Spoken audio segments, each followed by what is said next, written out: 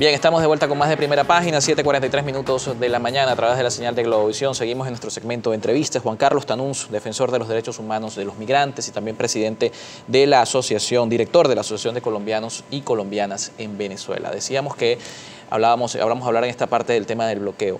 Francisco Santos, embajador de Colombia en Estados Unidos, decía ayer que viene un bloqueo contra Venezuela.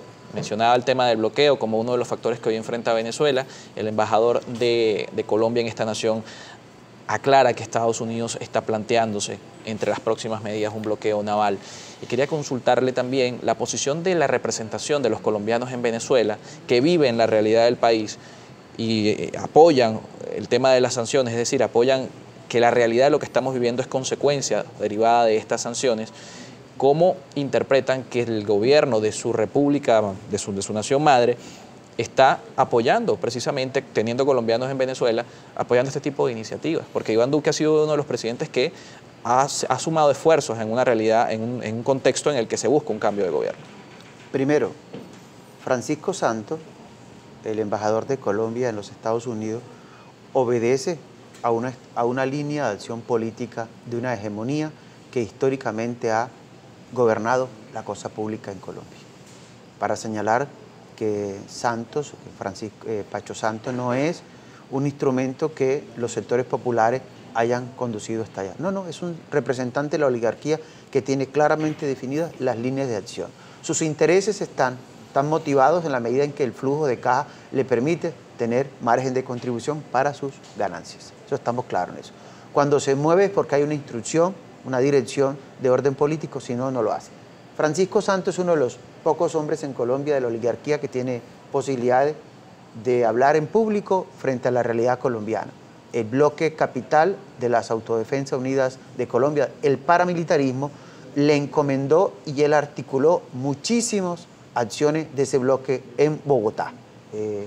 Esto es una realidad. Entonces, es un señor que busca primero recomponer sus relaciones con los Estados Unidos, servirle de puente al presidente Álvaro Uribe y por ende desarrollar con el subpresidente Duque una iniciativa de orden local contra Venezuela. Segundo elemento, Colombia está comprometida contra Venezuela. Claro que sí. Colombia es quien coadministra la acción del Grupo de Lima en respuesta a las decisiones que hayan tomado desde Estados Unidos y OEA contra Venezuela. Eso estamos claramente identificados. Y el elemento final es que en Venezuela la colombianidad, quien no retorna, es porque tiene claramente identificado que su proceso de vida, su proyecto de vida está mucho más cerca de la realidad en Venezuela que en Colombia.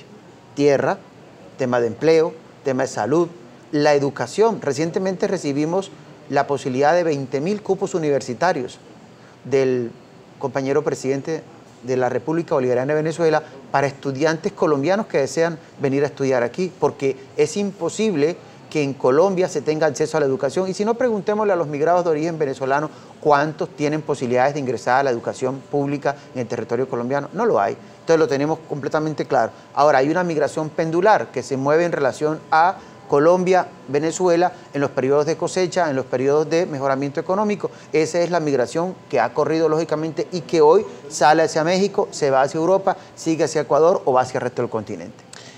El tema de las sanciones y la justificación. Ustedes dicen que el gobierno colombiano está comprometido y encabezando las acciones del Grupo de Lima. Iván Duque hoy es el presidente de Colombia, pero evaluemos los últimos 20 años.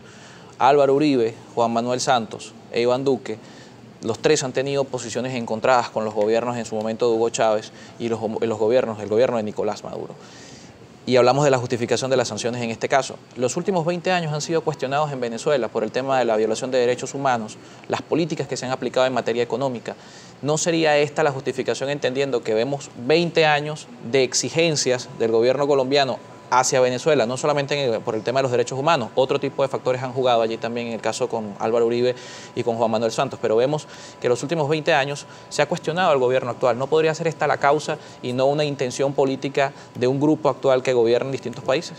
Si hay un Estado violador y un gobierno ejecutor en esas violaciones, es el gobierno de Colombia.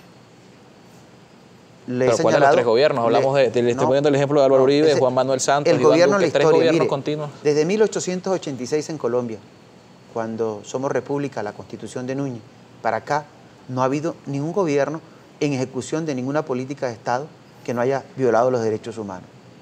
Panamá se separa en 1902 como un elemento claro frente a los Estados Unidos. Es decir, la intromisión de los Estados Unidos es de tal magnitud que cortan Panamá por los intereses económicos.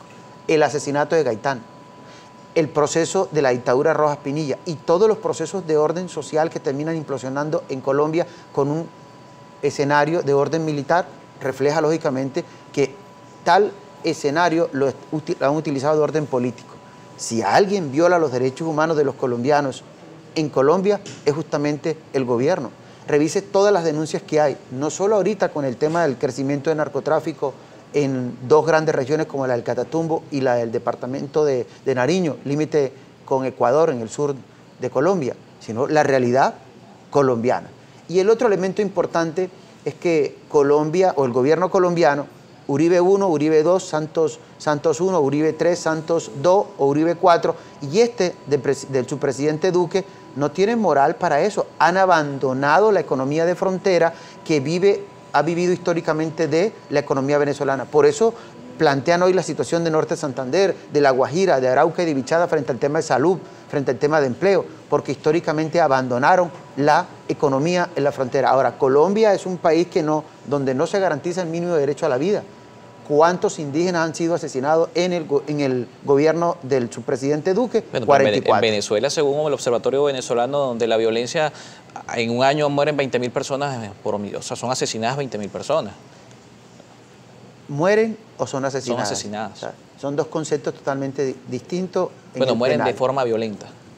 Eso es sumamente importante aclararlo, ¿no? Porque además el valor que tiene la comunicación para ingerir sobre la población es fundamental. El ejercicio del conflicto interno colombiano no lo ha podido parar ningún gobierno y allí usted ve la intromisión del Alto Comisionado de las Naciones Unidas. La mirada que tienen frente a Venezuela no es la misma mirada que tienen frente a Colombia. Pero nosotros no tenemos conflicto interno y tenemos muchos más homicidios que Colombia.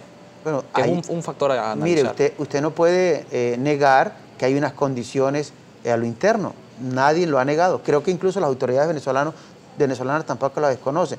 En lo que no se está de acuerdo, primero es en la utilización, segundo en el mecanismo que han trabajado para eso.